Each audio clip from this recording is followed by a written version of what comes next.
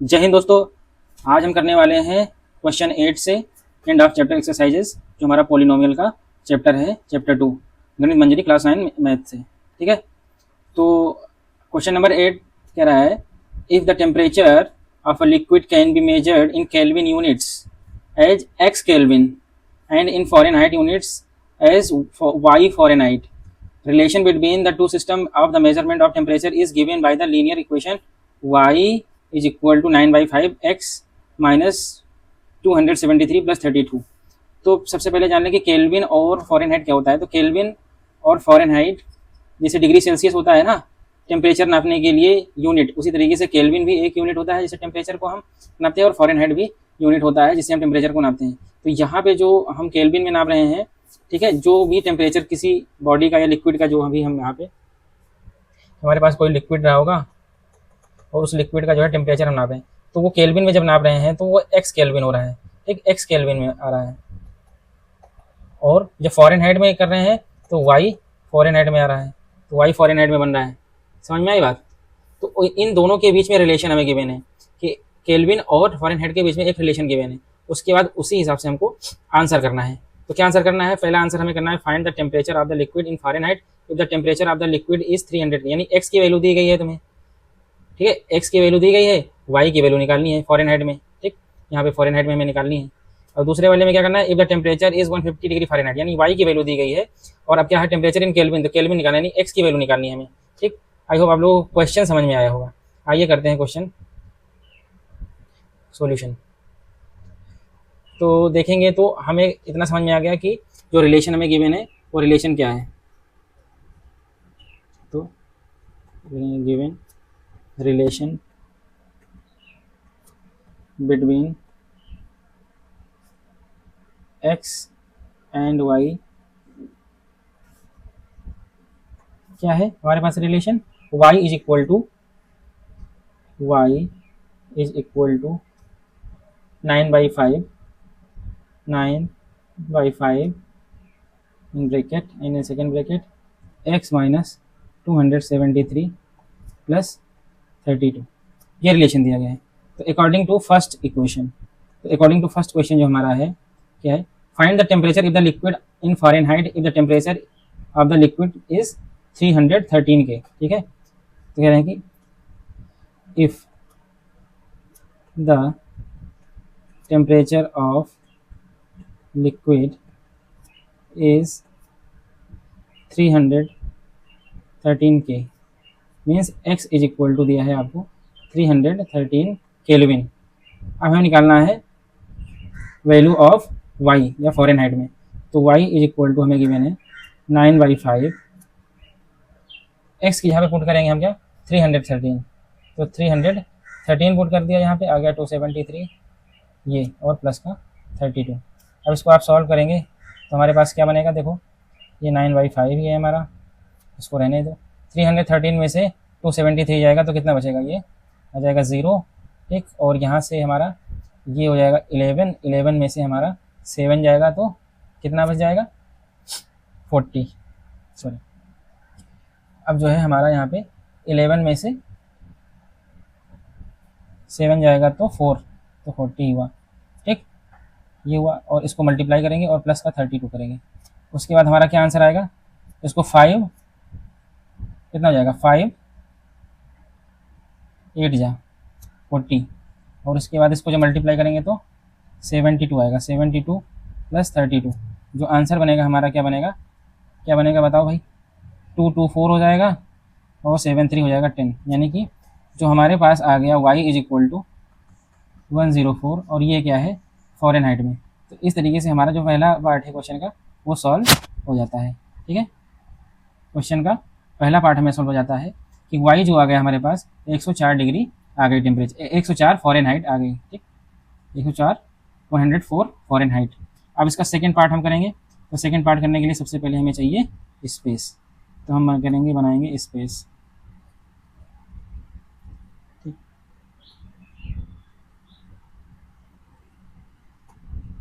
आइए second part का solution देखते हैं।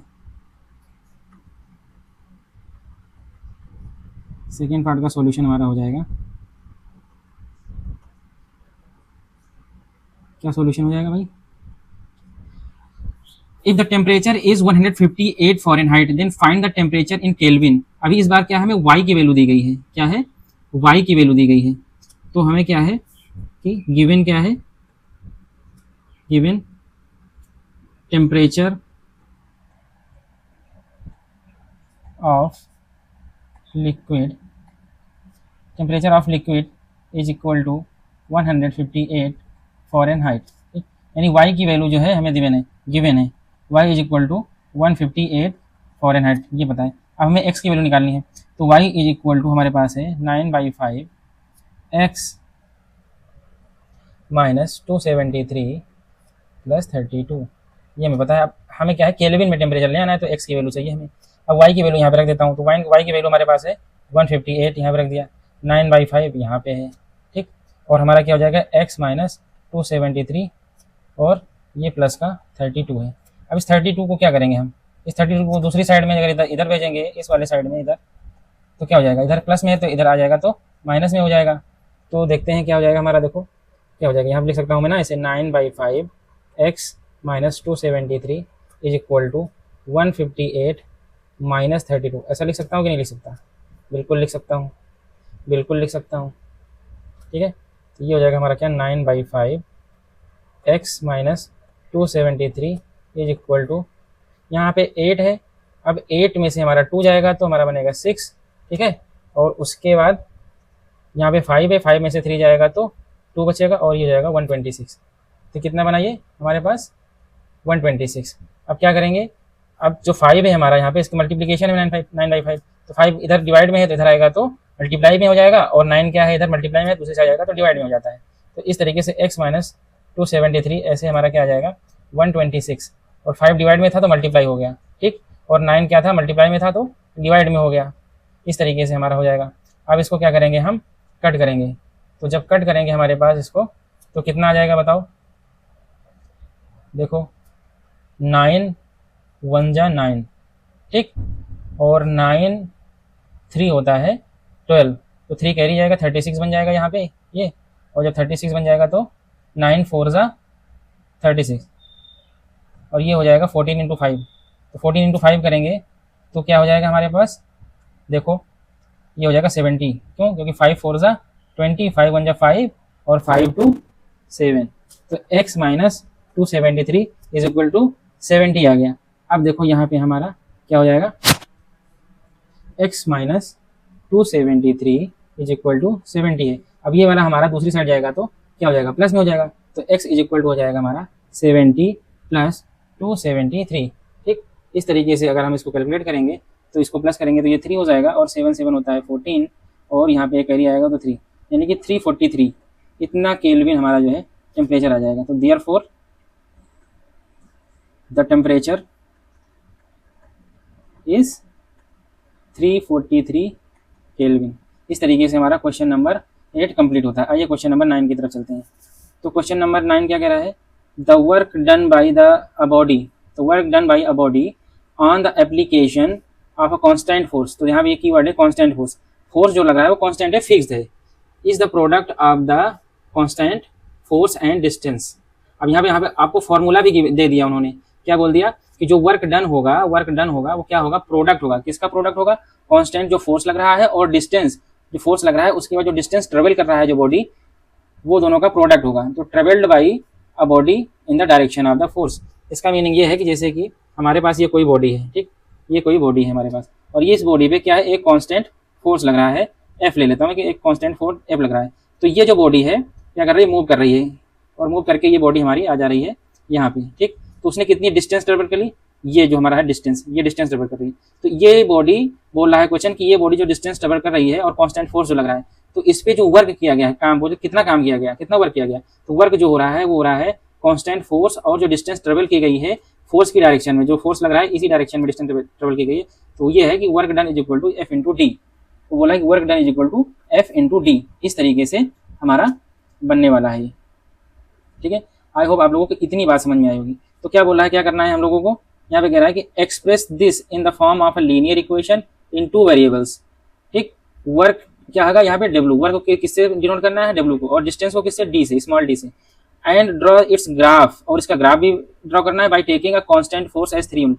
या देखो यहाँ पे क्या है, कांस्टेंट जो फोर्स उसने है 3 यूनिट हमें गिवन है, दे दिया है। What is the work done, work done क्या होगा, when the distance travel 2 unit. अब कह रहे हैं कि आपको डिस्टेंस जब 2 यूनिट्स वो ट्रेवल कर जाएगा, यहाँ पे डिस्टेंस 2 यूनिट ट्रेवल कर जाएगा और फोर्स कांस्टेंट 3 यूनिट लग रहा है, तो आपको बता देना कि कितना जो है वर्क डन होगा, और verify it by plotting it on graph. ठीक है, अभी इसको जब ग्राफ पे प्लॉट कर देंगे तो हमें बताना पड़ेगा कि कितना जो है वर्क डन हुआ है, ग्राफ से ही वेरीफाई करना पड़ेगा हमें। ठीक है, तो इसका ग्राफ भी बनाएंगे। सबसे पहले क्या कर लेते हैं, हम इसको एक लीनियर इक्वेशन के फॉर्म में पहले कन्वर्ट करेंगे। ठीक है, तो सबसे पहले आंसर की तरफ हम बढ़ें। इतना आपको समझ में आ गया होगा। अब आंसर क्या करेंगे, हम सॉल्यूशन अपना फाइंड करेंगे। ठीक है, तो सॉल्यूशन हो गया हमारा, we know that work done is equal to force into distance as given in question। तो क्वेश्चन में भी गिवन ही है ना ये बात। तो according to question work done is W, तो जो वर्क डन है हमारे पास क्या है, वो स्मॉल w है, एंड जो डिस्टेंस ट्रेवल है वो कितना है, स्मॉल d है। Distance travel is equal to small d। ठीक है, और उसके बाद कांस्टेंट फोर्स 3 यूनिट्स है। कांस्टेंट फोर्स जो है वो है क्या, 3 यूनिट्स। ठीक, देयरफॉर अब इस तरीके से जो हमारा क्वेश्चन गिवन है, जो यहाँ पे था कि work is equal to F into d, ऐसा बनने वाला था। ठीक, तो अब इस तरीके से जो हमारा फॉर्मूला बना था, अब इसमें हम क्या वैल्यू पुट कर देंगे, तो यहाँ पे लिख देंगे देयरफॉर जो वर्क डन होगा हमारा कितना होगा, 3 इंटू डी, ये बनेगा हमारा जो।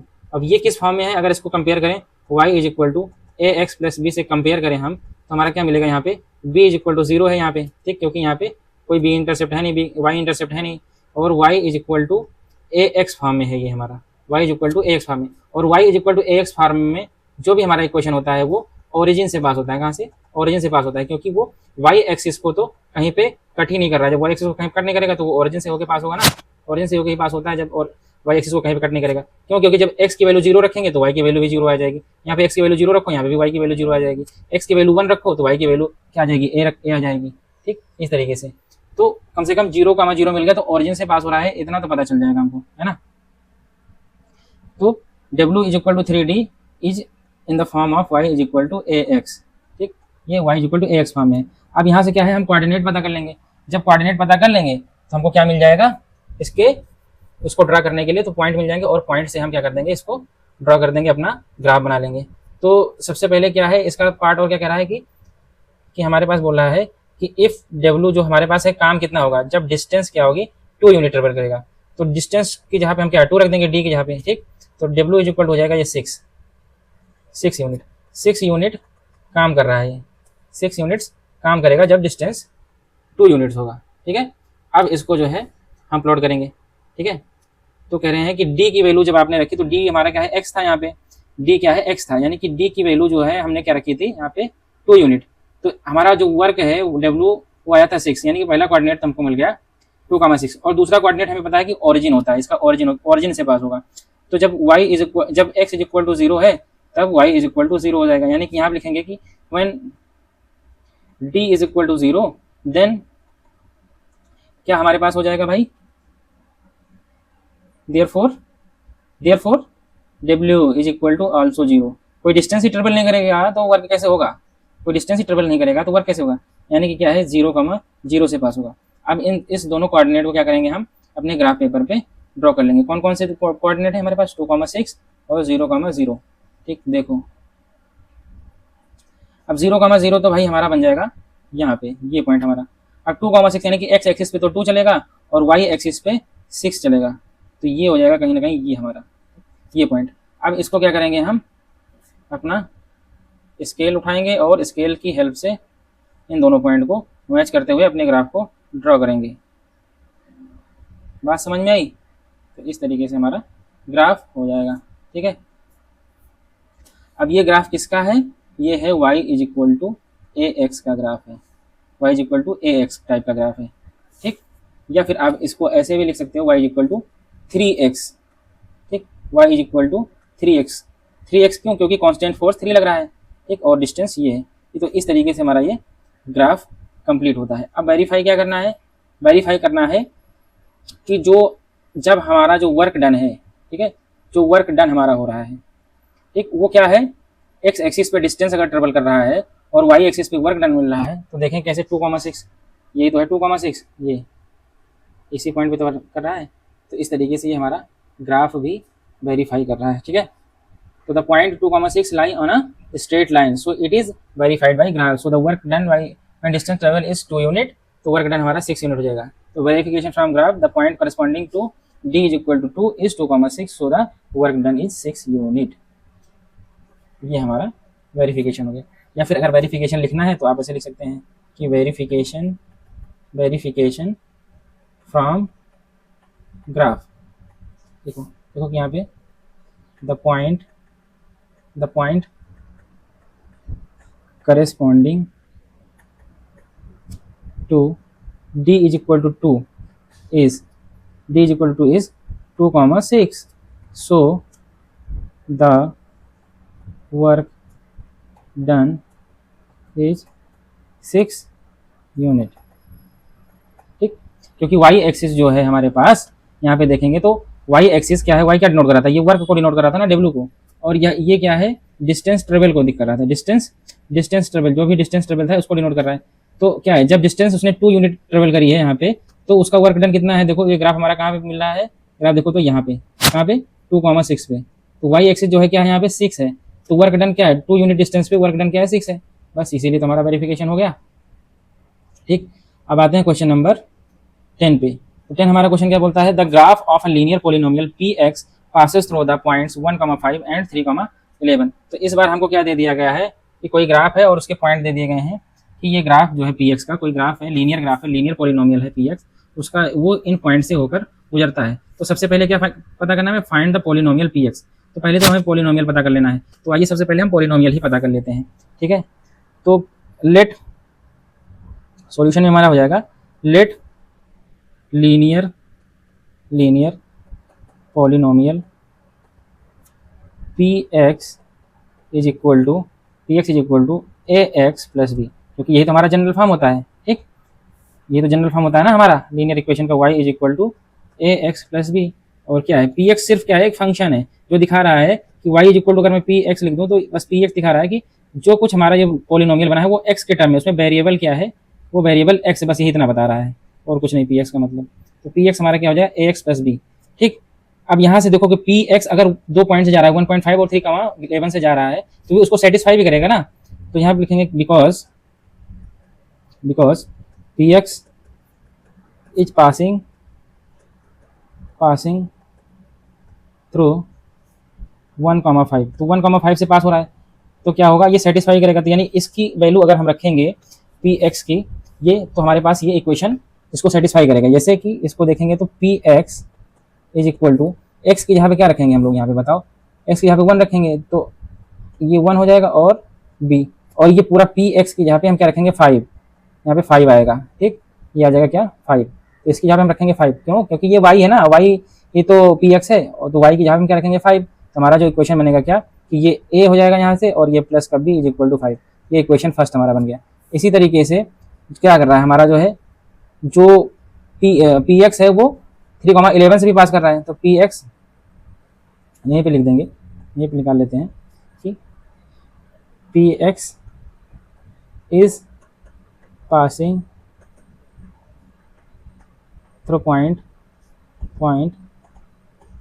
3,11, 3,11 से भी पास कर रहा है ना, ये 3,11 से भी पास कर रहा है। जब 3,11 से भी पास करेगा, 3,11 से भी पास करेगा तो उसको भी सेटिस्फाई करेगा। तो यहाँ पे क्या है, पी एक्स के यहाँ पे 11 रखेंगे, यानी y की जहाँ पे 11 रखेंगे तो 11 हो जाएगा यहाँ पे 11, और a की यहाँ पे 3 रखेंगे, x की यहाँ पे 3 पे रखेंगे, तो x की यहाँ पे मैंने 3 रख दिया और प्लस का भी हो गया। अब देखो यहाँ पे तो कि 11 इज इक्वल टू 3a, अब देखो मल्टीप्लाई किया इसको तो 3a आ गया प्लस b, और ये इक्वेशन हो गया सेकंड। तो 3a plus b equation first और इक्वेशन सेकंड है, तो इक्वेशन जो ये हमारे पास सेकंड आ गया, सेकंड से इक्वेशन फर्स्ट को माइनस कर दो यहाँ पे, तो यहाँ पे कर दो सेकंड माइनस फर्स्ट करने पे क्या मिलेगा, ठीक। या फिर सब्ट्रैक्टिंग, आप अच्छे से इसको लिख देना कि subtracting equation first from equation second. तो हमारा देखो इक्वेशन सेकंड हमारा है 3a plus b is equal to 11 ऐसा। और फर्स्ट इक्वेशन है हमारा a plus b is equal to 5। यहाँ से जब इसको सब्ट्रैक्ट करेंगे तो साइन चेंज हो जाएगा, और सब साइन चेंज हो जाएगा देखो तो यहाँ पे बी से बी अपन कैंसिल आउट हो जाएगा, और 3a है तो ये हो जाएगा क्या 2a, और 11 में से 5 चला जाएगा तो हमारे पास कितना बचेगा 6, और a इज इक्वल टू आ जाएगा 3 यहाँ से। तो a इज इक्वल टू हमारा आ गया 3। इतनी बात समझ में आई कि नहीं? a की वैल्यू हमारे पास 3 आ गई। अब a की वैल्यू आप किसी भी एक इक्वेशन में पुट कर दो, तो a की वैल्यू क्या है हम यहाँ पे पुट कर दे रहे हैं, ठीक है। Putting a is equal to 3 in first, तो फर्स्ट इक्वेशन में हम पुट कर देंगे a की जहाँ पे 3, तो 3 plus b is equal to 5 है, तो b की वैल्यू अगर यहाँ पे देखें तो 5 माइनस 3 हो जाएगा, और जो हो जाएगा क्या 2, तो b की वैल्यू आ गई 2 हमारे पास, तो b की वैल्यू आ गई हमारे पास 2, ठीक। a और b की वैल्यू क्या करेंगे अब ax प्लस b में पुट कर देंगे, तो हमारे पास जो आ जाएगा y is equal to p x is equal to a x plus b है। अब यहाँ पे a और b की वैल्यू को पुट कर दो तो हमारे पास क्या मिल जाएगा p x is equal to क्या मिल जाएगा, a के यहाँ पे क्या पुट करना है हमें 3, तो 3x और b के यहाँ पे 2। तो इस तरीके से ये हमारा जो लीनियर पॉलिनोमियल था वो मिल गया, ठीक। अब इसका क्या करना है हमें, सेकंड पार्ट देखते हैं क्या करना है। तो सेकंड पार्ट है कोऑर्डिनेट्स क्या बताने हैं, find the coordinates where the graph of px cuts the axis. देखो यहाँ पे क्या लिखा हुआ है, देखो ध्यान से कि px जो है वो एक्सेस, एक्सेस का मतलब क्या है कि x भी है और y है, दोनों एक्सेस, तो दोनों एक्सेस को कहाँ पे कट करता है ये हमें बताना है, ठीक है। जब ये बताना है तो सबसे पहले x इज इक्वल टू 0 रखो तो उससे पता चल जाएगा कि y एक्सेस कहाँ पे कट करेगा, और उसके बाद बार y को 0 रखो तो हमें पता चल जाएगा कि x एक्सेस पे कहाँ कट करेगा। क्यों? क्योंकि दोनों एक्सेस पे देखेंगे तो जैसे हमारे पास यहाँ पे है ये ग्राफ है, तो x एक्सिस पे तो y 0 होता है, तो हमें अगर पता करना है कि x एक्सिस पे कहाँ पे कट करेगा तो वो y इक्वल टू 0 पुट करेंगे तभी पता चलेगा x की वैल्यू आएगी, और y एक्सिस पे कहाँ पे हमारा ग्राफ कट कर रहा है अगर ये पता करना है हमें तो यहाँ पे x इक्वल टू 0 होता है, तो x की वैल्यू 0 रखेंगे तो पता चल जाएगा कि y एक्सिस को कहाँ पे कट करता है। तो इस तरीके से हमारा ये क्वेश्चन लगने वाला है। आइए इस क्वेश्चन को सॉल्व करने के लिए एक स्पेस तैयार करते हैं, और स्पेस हमारा बन जाएगा ये ऐसे।